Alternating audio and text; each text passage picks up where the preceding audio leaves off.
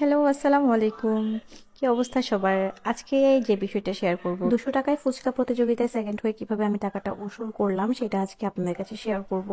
আর এই প্রোগ্রামটা C plus TV চাটগাঁয়ে উৎসবে হয়েছিল। প্রথমত আমার একদম ইচ্ছা ছিল না, আমার হাজবেন্ড খুব জোরাজুরি করছে, সে বলছে যে না, করো, সমস্যা কি, সেটা যদি নাও পারো, ফুচকা যদি আমি জিততেও না পারি তাহলে সেটা আবার পার্সেল করে নিয়ে আসা যাবে, যেহেতু আমি কিনে আমি পার্টিসিপেট করেছি। ভয় কাজ করছে উইন হতে পারবো কিনা সেটাই, কারণ স্টেজের সামনে অনেক মানুষ ছিল, অনেক মানুষ, আর এই গেমটাতে আমি উইন হই।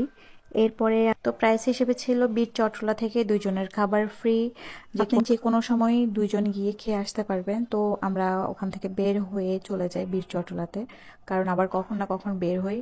তো বীর চট্টলাতে অনেক বছর পরে এলাম, আর বীর চট্টলাতে অফারটা পাওয়াতে অনেক খুশি লাগছে, কারণ আমার কাছে বীর চট্টলার খাবার অনেক বেশি ভালো লাগে। তো ওরা আমাদেরকে মেনু দিয়েছিল, আমরা কোনটা নিব সেটা। ওদের খাবারের মেনুটাও আপনারা একটু দেখে নিতে পারেন, অনেক কিছুই আছে। ভুনা খিচুড়ি, তারপর হচ্ছে কাচ্চি, মাটন কাচ্চি, বিফ কাচ্চি, সব কিছুই ছিল। আমরা মোরগ পোলাওটাই অর্ডার করি। অর্ডার করার পরে যেহেতু পার্সেল আমরা নিয়ে যাব, আমরা কিছুক্ষণ সময় ওয়েট করি, সেখানে ফটো সেশন করি, এরপর ভিডিও করি।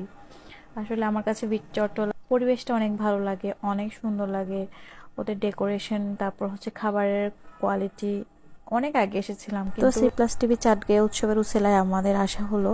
যারা কখনো আসেননি বা চিনেন না তারা অবশ্যই আসবেন, আসলে ভালো লাগবে, কারণ এখানে ফটো তোলার জন্য স্পেসটা অনেক সুন্দর, এখানে ছবি তুলতে পারবেন, এখানে পুরোনো দিনের অনেক মেমোরি আছে, দেখলেই মনে পড়ে যাবে। আমার ভিডিওতে দেখতে পাচ্ছেন কিনা জানি না, অনেক শখের জিনিস মানুষের পুরোনো আমলের সবকিছু এখানে পাবেন। এই যে আমাদের পার্সেল হাতে চলে এসেছে, অলরেডি আমরা বাসায় চলে এসেছি। আর খাবারটা ট্রাই করছিলাম কেমন, জর্দাটা জাস্ট ওয়াও ছিল, আমার ছেলে অনেক পছন্দ করেছে।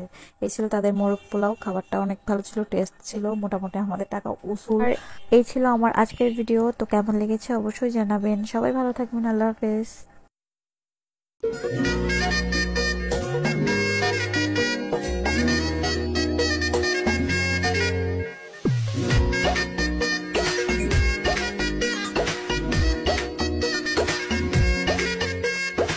রঙ্গিলা বড়ই তুই রঙ্গিলা রে, তোর রূপের আগুনে হৃদয়ে পড়ে শুনলে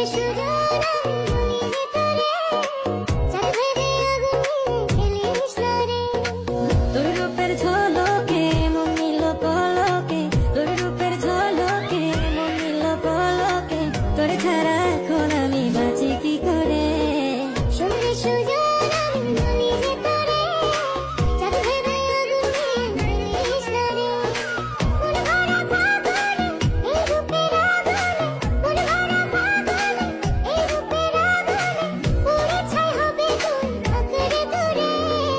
রঙ্গিলা বড়ই তুই রঙ্গিলা রে, তোর রূপের আগুনে হৃদয়ে পড়ে।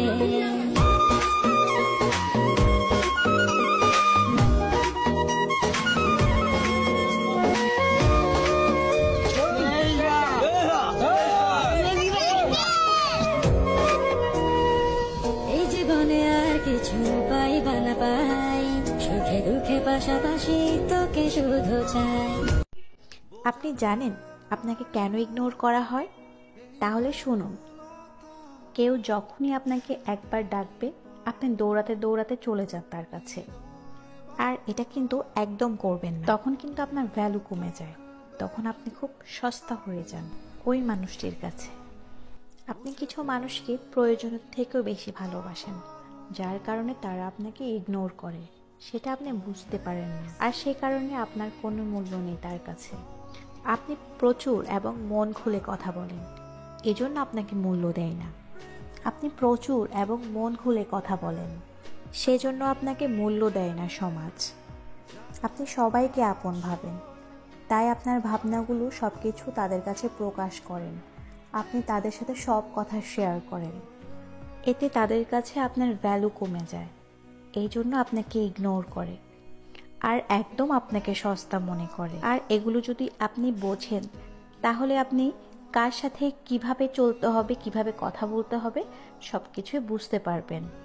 একটা মানুষের সাথে মিশা মানে এই নয় যে সেই মানুষটা আপনার সম্পর্কে কতটুকু ভালো চিন্তা করছে, কতটুকু খারাপ চিন্তা করছে, এটাও আপনার বোঝা উচিত।